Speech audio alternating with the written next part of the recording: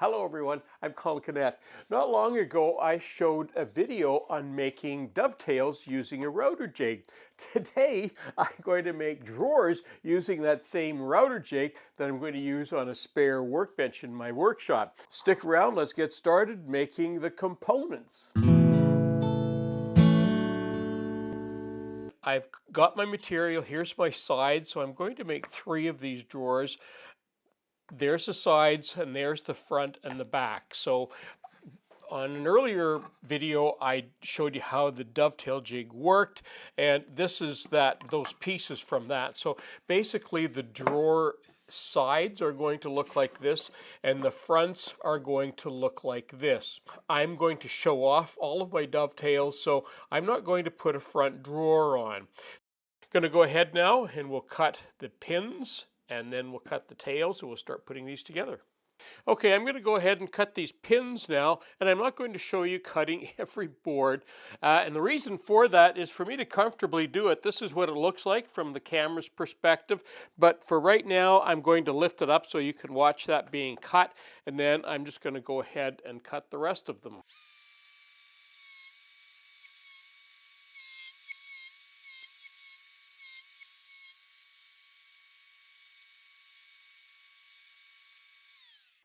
Okay, I put my router bit, my dovetail bit in my router, and I've set the depth, and I'm going to be cutting the tails now, and I need to cut the tails on each side of the board. So I'm just going to do one cut and show you that one.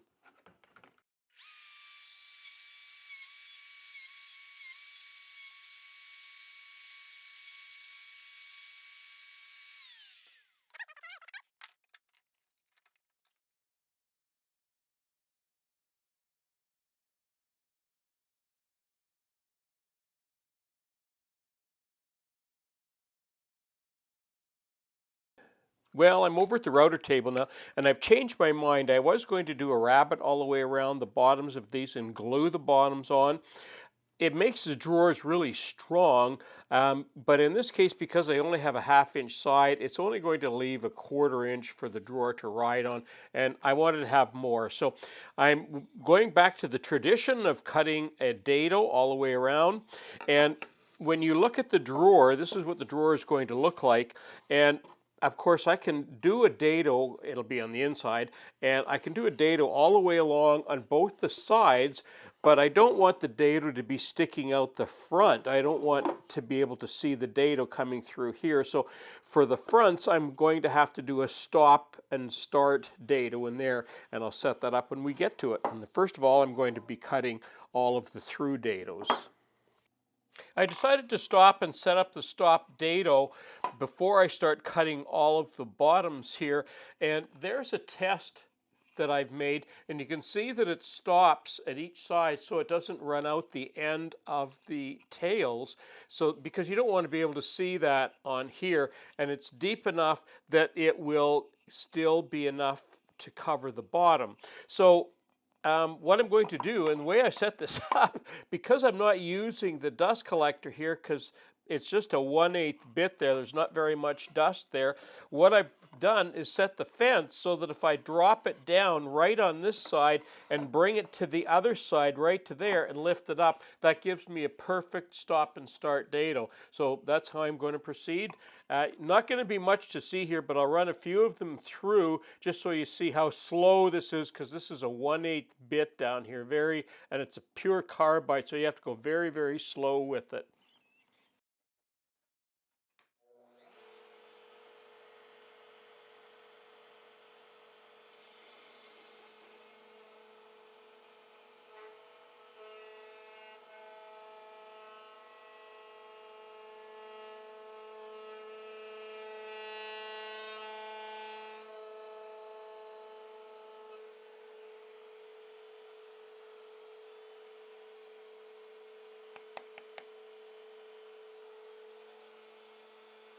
Okay, there's one drawer, and there's the front, what the front's going to look at. Now, because I'm making a traditional door, and you can see there's the slots that I've already cut in for the bottom of the drawer.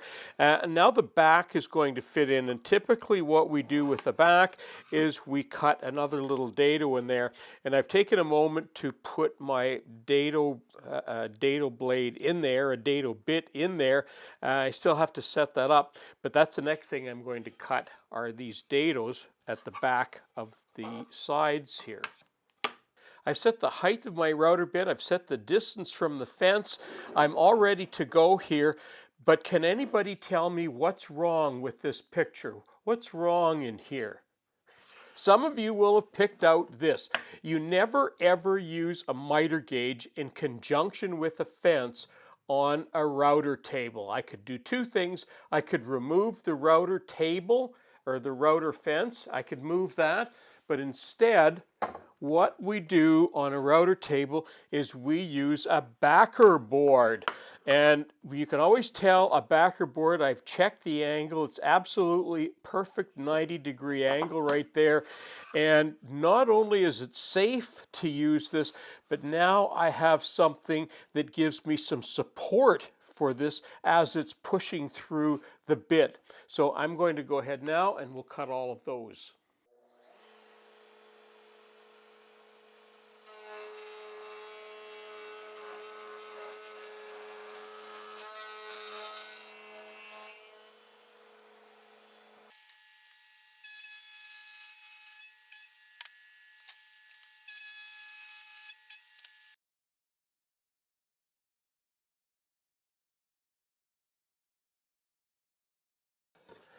Okay, and even the drawer guides all line up there, so that's perfect. That's good.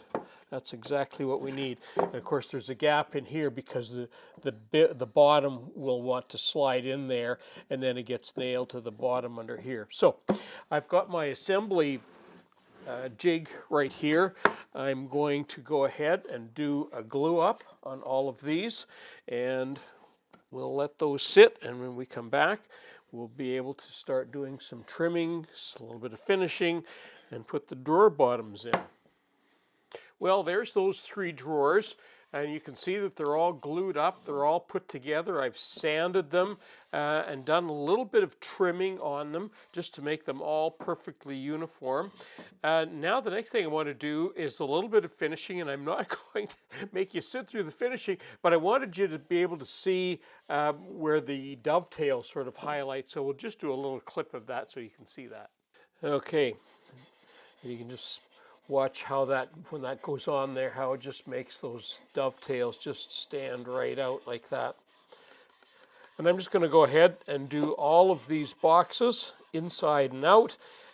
Okay, it's day 2, 24 hours later, and it does make a difference putting the second coat on these. You can see how, I'll do it on the other side here so you can have another look here, and you can see how it just makes those dovetails just come to life just a little bit more. That soaks in just a little bit more, and you can see how it just perks them up a little bit. So I'm just going to go ahead and continue a second coat here, and that's typically all I ever do with this Osmo brand product. And this is a hard wax oil, and for those of you who've been following my channel for a while, you'll know that I've been using this for many, many years. Well, there's my 3 drawers all nicely finished, and I have the bottoms here, and you'll notice that I haven't finished the bottoms. I finished the bottoms after, and it's because I've done this so many times where I finish the bottoms and they don't slide in very well. So basically I'm just going to show you when you, with this dado that we've got here, I just cut that, and these should just slide in with a little bit of friction right to the very end.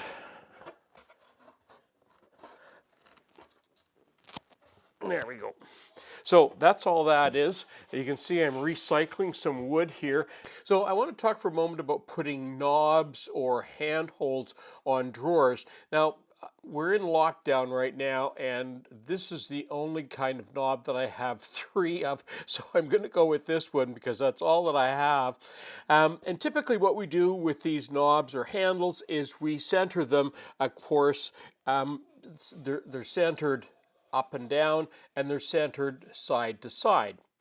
But what we do, because we're always looking at knobs when we have them installed, we're always looking at knobs and we're looking down, we're standing up as a rule and looking down at a drawer. And what we do typically with drawers is whenever we find the center, and you can see I've already put a hole in that, we typically raise that hole just a little bit, and it depends on how high the drawer is.